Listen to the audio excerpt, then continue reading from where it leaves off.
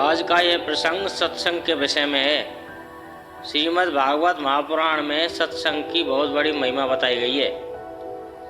सत्संग से जीवन में सुख और शांति का अनुभव हो सकता है, साथ ही साथ भगवान की प्राप्ति भी हो सकती है। सत्संग ही कलयुग में महत्वपूर्ण बताया गया है। आइए बात करते हैं सत्संग के विषय में। यदि आप चैनल पर नए हैं तो चैनल को सब्सक्राइब कर लीजिए, साथ ही साथ बेल आइकन भी दबा लीजिए। आइए बढ़ते हैं प्रसंग की तरफ। एक बार स्वामी विवेकानंद ने अपने गुरु रामकृष्ण परमहंस से पूछा कि सत्संग करने वाले और सत्संग नहीं करने वाले मनुष्यों में क्या अंतर है। परमहंस ने कहा, जरा मेरे सामने पड़ा हुआ लोटा तो लाना। विवेकानंद लोटा उठा लाए, जो साफ सुथरा और चमकता हुआ था। फिर रामकृष्ण ने कहा कि अंदर कमरे में एक और लोटा पड़ा हुआ है, उसे भी लेकर आओ। कमरे में रखा हुआ लोटा एकदम मैला और कचरे से सना हुआ था। रामकृष्ण ने समझाया, मेरे सामने पड़ा हुआ लोटा रोज मांजा जाता है, पानी से साफ होता है, इसलिए चमकता है। कमरे में पड़ा हुआ लोटा महीनों से मांजा नहीं गया है, जिससे वह गंदा हो चुका है। सत्संग में आने वाला मानव हर रोज मांजा जाता है, वह अपनी स्वच्छता के कारण सबको पानी पिला सकता है। जो सत्संग नहीं करता वह गंदे लोटे की तरह होता है, जो किसी को पानी पिलाने के लायक भी नहीं होता। संसार की धूल गंदगी हमारे जीवन पर लगातार पड़ती रहती है।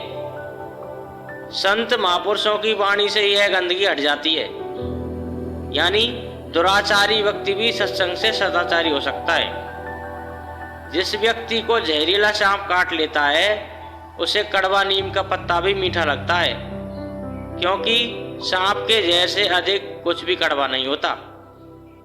इसी प्रकार हम संसारी लोगों को भी विषय रूपी सर्प ने काट लिया है, इसलिए संसार के भोग पदार्थ मीठे लगने लगते हैं।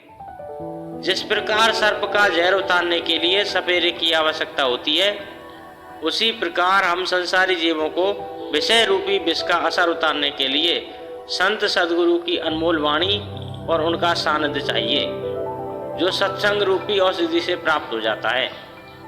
सत्संग में ज्ञान की वर्षा होती है, जिससे हमारे जीवन के आंगन में बिखरे हुए बीज पानी प्राप्त करके फलने फूलने लगते हैं। सत्संग क्या है?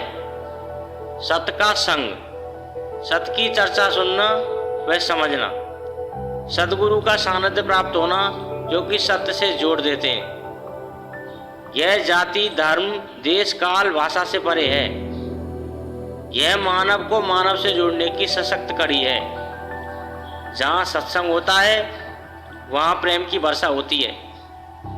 अफसोस है कि आज लोग कथा या भागवत सप्ताह को ही सत्संग कहते हैं और कथाकार गुरु कहलाता है, इसलिए परिवर्तन नहीं होता, प्रभाव नहीं पड़ता, क्योंकि असली सत्संग से हम कोसों दूर हैं। शरीर की स्वच्छता के लिए स्नान जरूरी है, उसी प्रकार मन की स्वच्छता के लिए चिंतन व सत्संग की जरूरत होती है।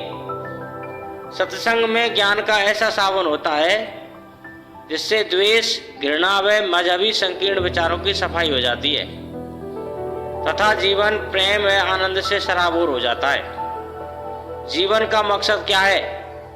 भगवान की कृपा क्या है? हमें सचमुच कैसे अपना जीवन जीना चाहिए? सत्संग में जाने से इन सवालों के उत्तर हमें प्राप्त हो जाते हैं। इसलिए सत्संग को बड़ा ही महत्वपूर्ण बताया गया है। अतः हमें सत्संग अवश्य करना चाहिए। तो नमस्कार दोस्तों, आज के लिए बस इतना ही। मिलते हैं अगली वीडियो में, तब तक के लिए नमस्कार। जय जय श्री राधे, जय जय श्री श्याम।